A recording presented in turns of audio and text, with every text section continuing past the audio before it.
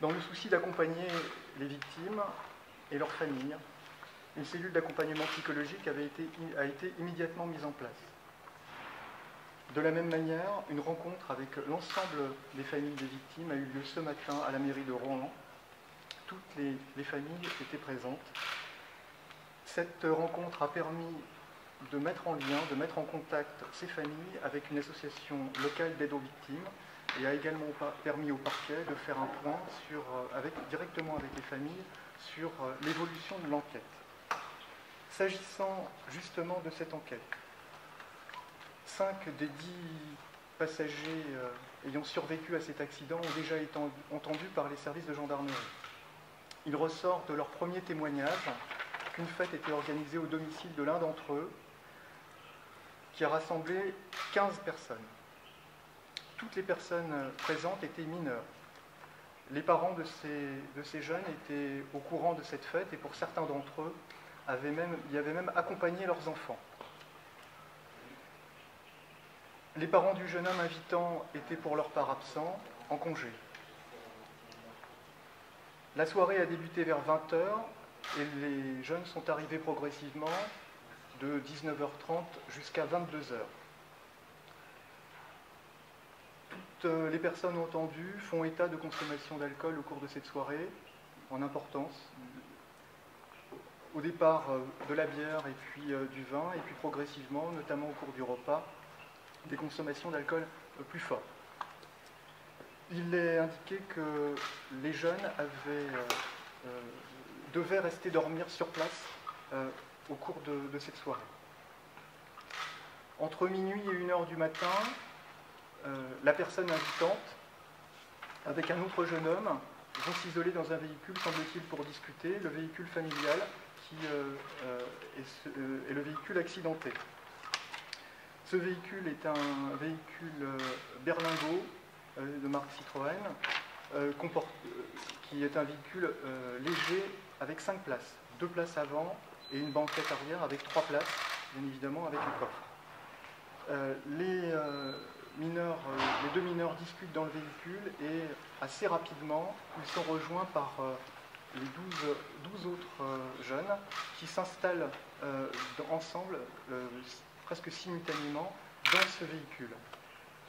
Ils s'installent de la manière suivante. 3 jeunes vont sur les places avant, 7 jeunes s'installent sur la banquette de 3 places à l'arrière et 4 autres rentrent dans le coffre. Ils décident ensuite de quitter les lieux, interrogés sur une destination choisie entre eux.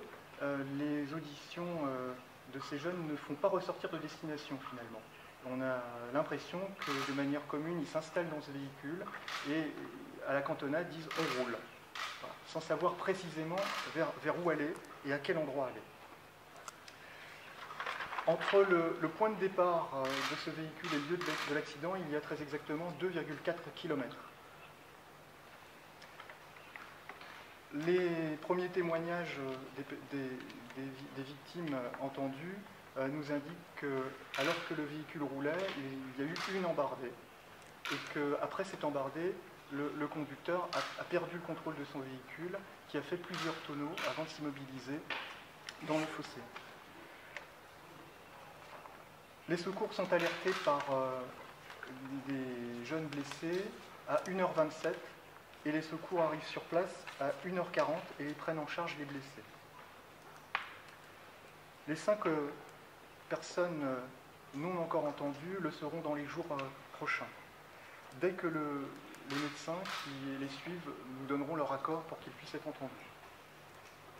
Parmi les personnes devant être entendues figure encore le conducteur présumé du véhicule.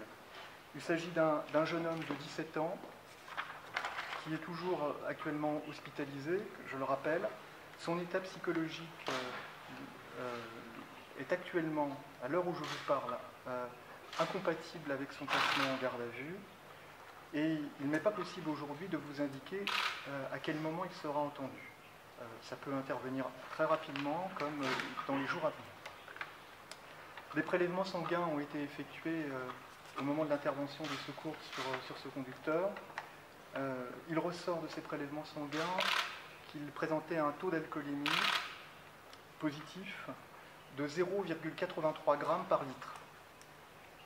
Il s'agit d'un taux délictuel puisque la limite légale est fixée par la loi à 0,80 g par litre de sang s'agissant des délits. Le jeune homme, comme cela avait été indiqué précédemment, n'est pas titulaire de son permis de conduire. Il était actuellement en préparation de ce permis dans le cadre d'une conduite accompagnée dont la formation avait débuté en janvier dernier. Les analyses de sang qui ont été effectuées mettent également en évidence une absence de consommation de produits stupéfiants, de quelque nature que ce soit, notamment de cannabis. Dans le cadre de cette enquête, très rapidement, un expert automobile a été requis par le parquet de Vannes. Cet expert automobile qui est inscrit sur la liste des experts près de la Cour d'appel de Rennes nous a déjà rendu un pré-rapport qui méritera bien évidemment d'être complété dans un rapport définitif qui devrait parvenir dans un délai raisonnable. Les conclusions de ce pré-rapport lui permettent déjà de savoir que le véhicule ne présentait en lui-même aucune anomalie et aucune défaillance technique du véhicule n'est apparente. L'expert indique que parmi les causes à l'origine du sinistre, de l'accident, figure bien évidemment la surcharge du véhicule, peut-être la vitesse également de ce véhicule, qui selon lui pourrait être supérieure au conditionnel, bien évidemment, à 70 km/h, et puis aussi l'inexpérience de ce conducteur qui n'a pas été en mesure d'avoir les réflexes utiles quand cette embardée a été constatée. S'agissant de la vitesse, l'expert doit faire des mesures complémentaires pour la préciser.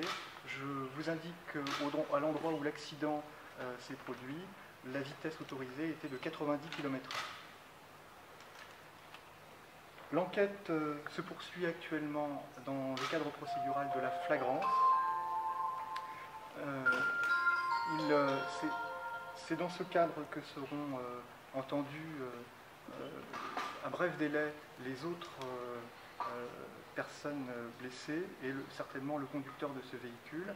Une information judiciaire sera ensuite ouverte des chefs d'homicide involontaire par conducteur d'un véhicule terrestre à moteur avec les circonstances aggravantes de conduite en état alcoolique et également de conduite sans permis.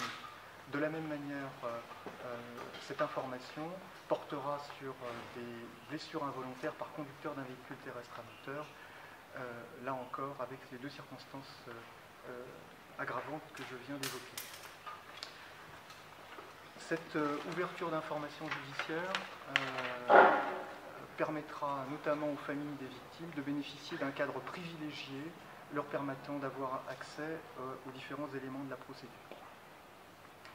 Je vous indique également que, à la suite de ma rencontre ce matin avec les familles des victimes, elles ont exprimé un souhait très clair qui était de pouvoir désormais bénéficier de la plus grande tranquillité pour pouvoir faire leur deuil et également accompagner leur famille, et en particulier les blessés qui vont prochainement revenir à leur domicile.